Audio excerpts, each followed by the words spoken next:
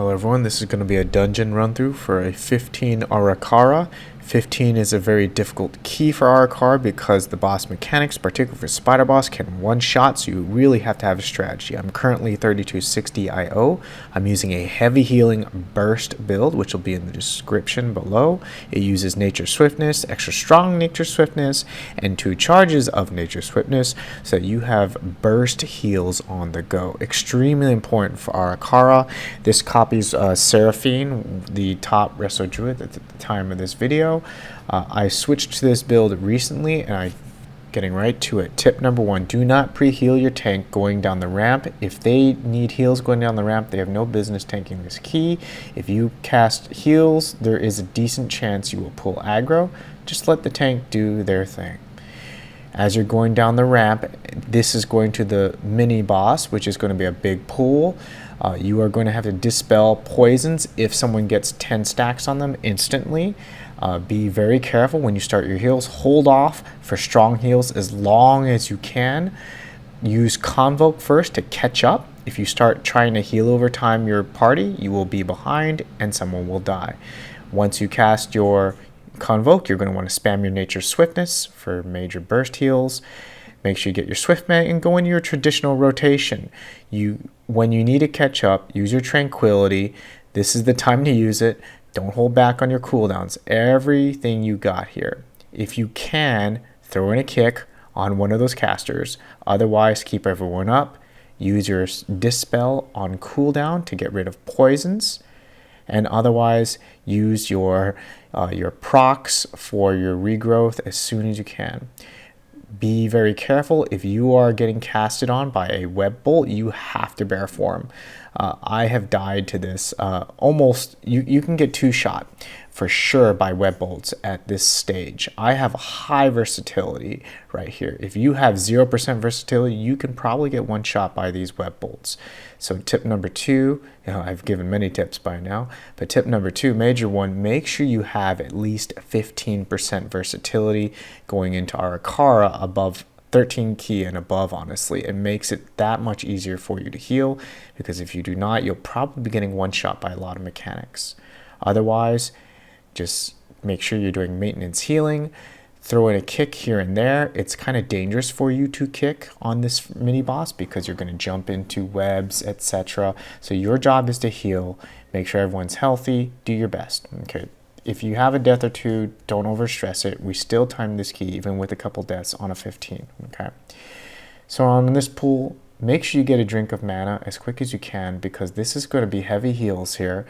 The good news on a Resto Druid is that as long as you have your heals over time on your party, using your healing rotation like I have in one of my instructional videos, then you really don't have to overstress the poisons. Honestly, I could really do more damage than heals, but I really didn't want to chance it because I wasn't quite sure at the time. But make sure that you be ready at every second to burst heal, and that's why the Nature Swiftness is huge. I almost died there, kind of scary. But otherwise, the poisons themselves are not that scary. Okay, with all of our heal over times, they actually balance out the poison. The only things we have to worry about are more of the bigger bursts that come in. But as long as you're keeping, again, your Dispel on cooldown, your heals over times on whoever is taking poison damage. I always try to make sure that I have a life bloom on someone who has a poison if possible, and then I'll dispel the person who doesn't have a life bloom. A nice little tip to make sure that you're having strong maintenance healing on this. Otherwise, it's not extremely stressful. Just make sure you got full heal over times. Throw in damage if you're feeling extra confident. But the scary part about this whole thing is mana, because you really don't get much time to get mana. It's very important, obviously, as a Resto Druid to use your travel form, because there's no cast time on your mount. And so what you can do is sneak in an extra second by using that travel form to make sure that you get a nice little drink in between these little pools. Okay, it's very important to snag a drink because you really don't get much time to do so, because the tank's usually just going to go, go, go. Okay, you need to time this key. One tip for this mini boss is sit behind the boss here and do not cast spells until the tank has aggro on all those adds that jumped in right there. If you cast heals while those adds are jumping in, you will pull aggro and you will likely die, particularly at this key level. Okay, so I intentionally wait like a second before I start blasting heals. Trust your heal over times to keep people alive, through this Call of the Druid. Hold up, then go for it. So I waited as long as I could there. I pre-cast the regrowth so that by the time the tank gets the aggro, we're good to go. Just time it very carefully. I've almost died, and I've died probably at least a few times by just not worrying about that tip and just trying to heal through all the incoming damage. So just be careful on that one. Otherwise, you can sit behind the boss and you don't even have to move, to be honest. Just keep your healing rotation going. Spam burst heals, as in Nature Swiftness, and Swiftman at need, honestly, at disposal. So now on this fight, I'd say this one's easier than all the others. Add in a kick where you can. I would say it's not your job to kick the important stuff here. All you gotta do here is really just maintenance heal. You can add in damage if you're feeling comfortable. For this fight, I will usually stay out mid-range like I am here because it gets a little dangerous on the inside of this fight, like standing under the boss, because of the webs that are around. It gets a little messy. So on this fight, I do like to stand out mid-range. You just have to note that for that frontal cone that comes, you probably need to swift change into cat form and move quickly to get out of that crap before you die. So just be aware of the frontal cone, and otherwise just burst heal who you can. That warrior did not get out of the frontal cone. So bummer for his part. Nothing you can do for that kind of thing. So just otherwise add in damage when you can. You likely won't be able to add too much damage in a pug, which is not highly organized, right? Dispel poisons when you can, but otherwise this is a tank and spank. Okay, just add in a little bit here where I think when you're on a Resto Druid, the best time to add in damage, the most helpful time during pug keys, is when there's only 1 or 2 mobs left and no DPS want to use their cooldowns. You adding in your little damager to finish off the mob, saving a few seconds, is really meaningful, honestly, at the very end. In sure organized groups, you should be DPSing a lot of the time, but in pugs, you don't know who's going to take damage, you don't know who's going to use their defensive, so you really have to be ready at most times. Okay, 2 things to worry about here. Alert, which is coming up right here, the first boss AoE damage. I can't remember the name of the skill, but it's going to do massive AoE damage to the party. I'm going to use Convoke on this one. I could have used Tranquility instead of Convoke. The reason why is on the first boss AoE damage spell, you do not have to move. So Tranquility would have been the better play there, because for Gossamer, which is about to come, you have to heal on the go. So I always try to make sure that I have all my I have heals over times on the whole party because we're going to have to move. I use my Nature's Swiftness, my Swiftman, and you can actually sneak in a regrowth in between each of those puddles, okay, if you're fast enough. You got to be quick, though. So otherwise, just make sure you got full heal over times on your entire party at all times, okay? And there's another alert that you have to heal through.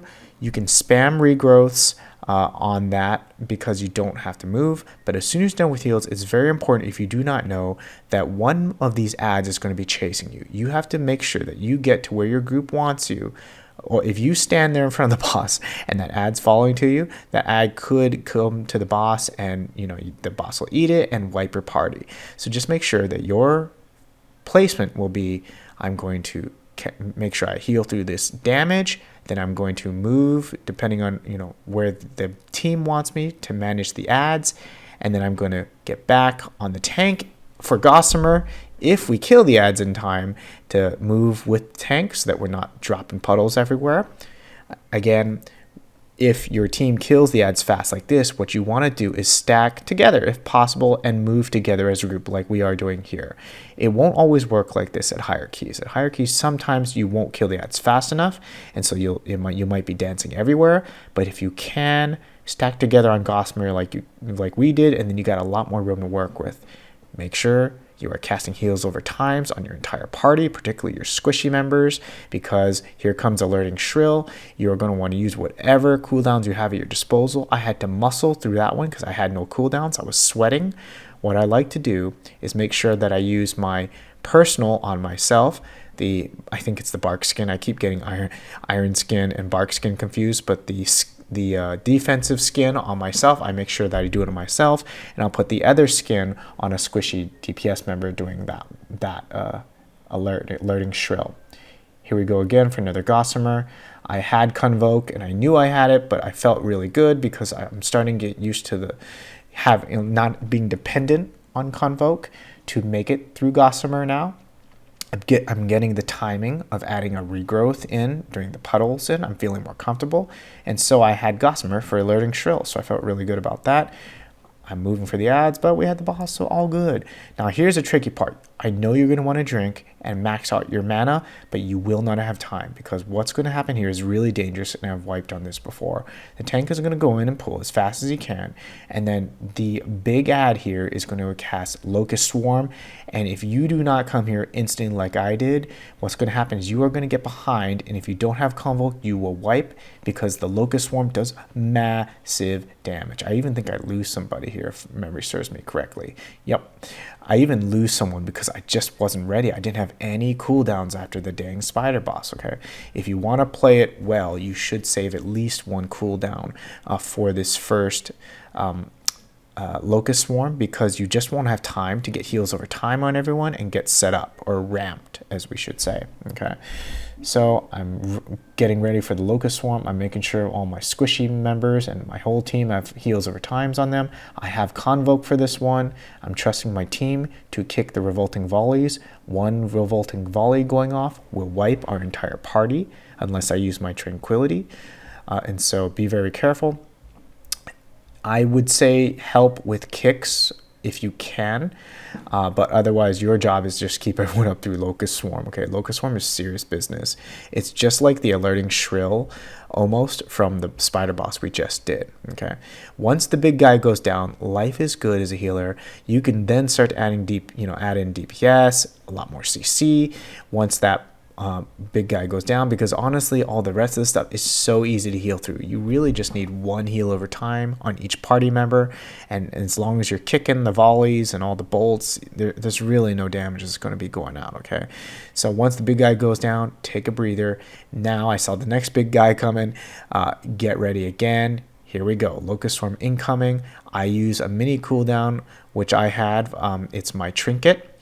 Plus my racial, which gives me about 28% haste. If you have a Lumithar's Living Silk, use that. Just use your trinket here, or any kind of cooldown you can, of course. I have Convoke ready for the next one, and I know it.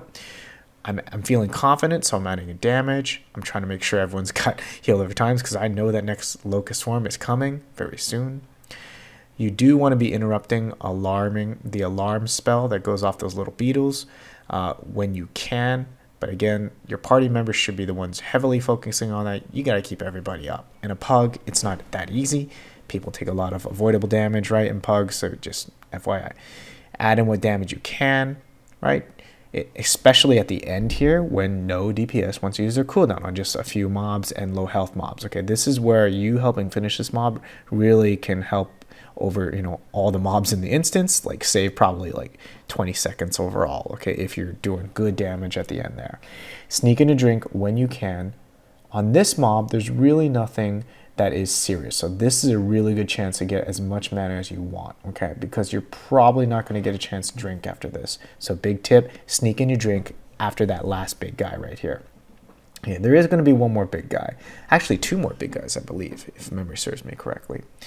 Here, you're really just going to be kicking what you can and interrupting the alarm spell the beetles do. Otherwise, add in damage, help kick. I was not doing well with kicks in this instance. I can be very honest that my team was really good with kicks. I honestly didn't get many. I should have checked. It's probably really low. But I was just, I really just wanted to do my job of keeping everyone healed up really well. And I really trusted my team around the kicks because they were doing very good. And so this is another point where you're going to want to be heavy DPSing because it's not going to be a large amount of mobs. So just, help out where you can when it's small packs. DPS don't want to and shouldn't really use, obviously, big cooldowns on one mob, so just know that that's what's going on. If you're wondering why that last 1 or 2 mobs are taking forever to kill, it's because the DPS is not going to use their cooldowns. Here we go. Just make sure that revolting volleys are kicked, and that's really all you have to stress about on this pack. I would save mana where you can. For here, you really just need 1 heal over time on each party member. So add in DPS. This is a good chance to do so, and kicks particularly. Give your team a breather on kicks so they can do more DPS. Help with kicks. And then again, I'm really focused on damage on the back end to just help out what little bit I can. Very little bit, of course. All right, here we go. This, you're going to want to help interrupt the beetles, right? There's not a whole lot of mobs here, so just do what you can, add in damage. I'm going to try and interrupt here. Yep, I finally got one in. Took forever. And I'm going to add some damage because I know this is just going to be a slow fight. You know, no one's going to be using cooldowns here. And so here we go. Because I know the next mob is going to be big, I do want to conserve mana, but I am at full mana, so I'm not really stressed. Help out here. And here we go for, thank God, the last Locust Swarm of the instance. I swear these Locust Swarms, like, if you're not ready for them, you will wipe on a 15 key because they do serious damage, okay? So I made sure I have at least 1 heal over time on everyone. I cast my Convoke, and we are good, okay? Convoke will take care of the Locust Swarm as long as you've got, like, 1 heal over time on each party member. It hasn't failed me yet, and so very chill. I have Tranquility ready should I want to use it, and so I'm ready for that next Locust Swarm. Just making sure I keep everyone topped and getting ready for it. I know it's coming, and I'm just like, okay, Tranquility. I'm going to use Tranquility. I was ready mentally, and I just said, screw it. We're going to do it.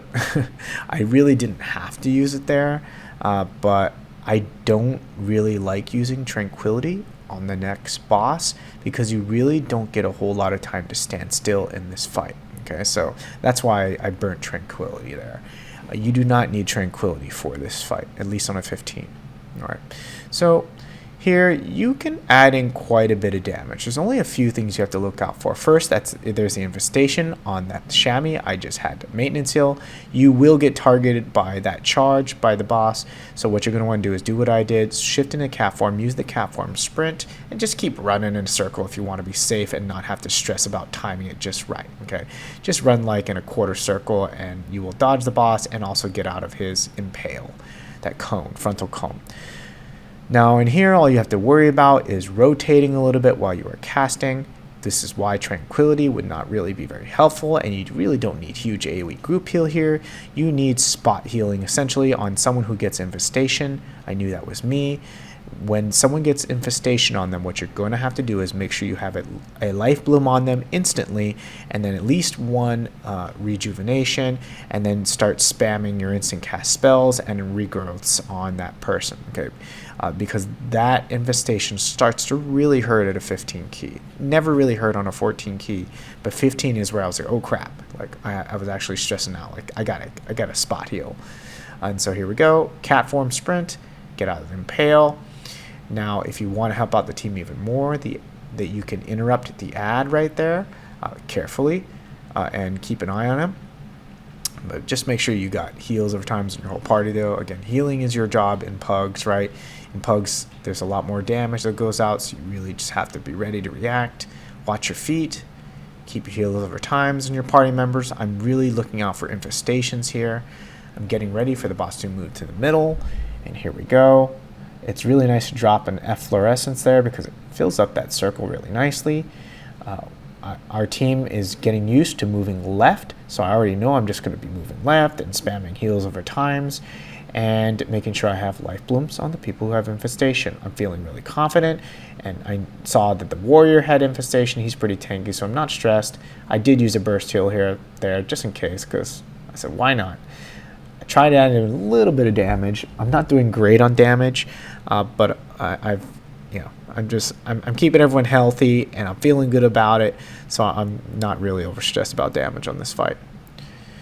I do have Convoke ready should something happen. If I wanted to be aggressive, I could use Convoke here in cat form, but I am seeing people get infestations. Here we go with the burrow charge again, And so I dodge that. I still have Convoke and I have Tranquility. Life is good. In hindsight, I could be aggressive with the Convoke and just cast it facing the boss, or I could go into cat form and use it like right now would be a good time. Interrupt when you can the ads, particularly when there's two, the team needs help. The more you're interrupting, the more damage your party is doing because they don't have to stress about interrupts.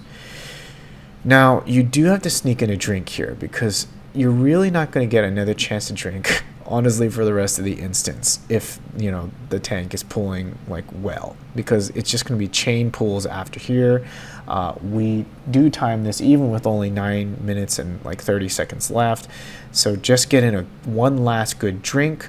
You are probably going to want to conserve mana, as in do what you can, but conserve because you know the boss fight's going to, you know, you're going to be going the whole way.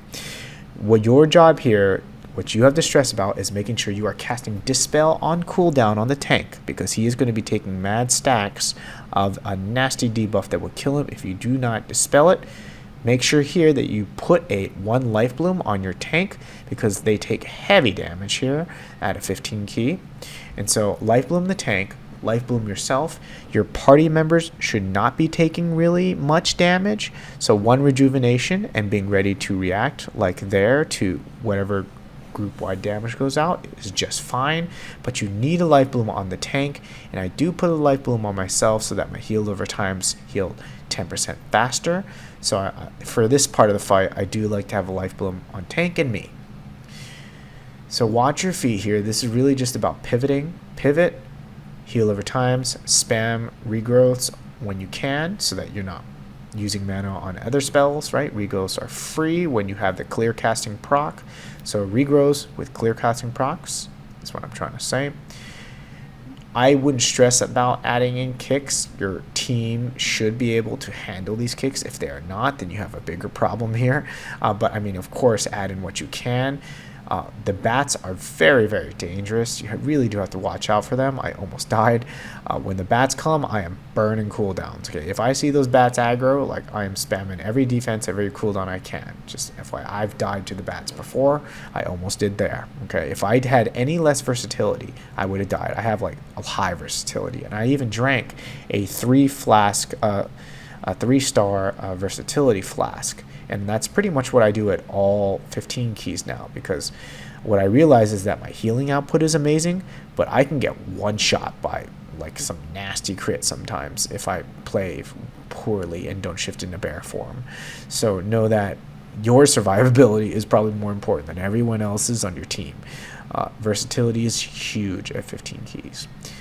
Okay, for this mobs, it's really just rinse and repeat, spamming dispels on cooldown. And that's pretty much it. I'm feeling confident now, and I feel like I'm in routine, so I'm trying to add in a little more damage now. Every little bit of damage is going to help, I'm thinking, because Ara Kara is pretty rough to time, particularly since, you know, it's pretty hard to get through Ara Kara without someone dying. And so, you know, I'm not really sure how we're doing on time. I'm trying not to stress and look at the timer. I just try, as a healer, I just try to play my best always, focus on the health bars, focus on my feet, you know, and not overstress the clock. I figure if I play my best all the time, then when I look at the clock at the end, then I'm not, you know, I'm just going to know I played my best. And so, again, dispel the tank. And just keep dancing a little bit out of those puddles, and you will be a-okay. I'm looking at my mana. I'm trying to get ready for the boss here, so I'm really not, like, burning mana. Like, notice there's not even heals over time, so on 2 of my party members. I'm kind of in maintenance mode a little bit here because I know I'm not going to get really much time to drink. And so here we go. I know it's almost boss time. I actually didn't even look at the clock yet. I figure, okay, if we time it, cool. If not, whatever. I need crests. So here we go. Definitely on the last mob, right? I am trying to add in whatever DPS I can. All right, and this is where I think I first looked at the clock and realized, oh, damn, we got this if we don't screw up. But I closed the timer. I was like, I can't look at that because it's over. It's going to stress me out. Okay, so what you're going to want to do here.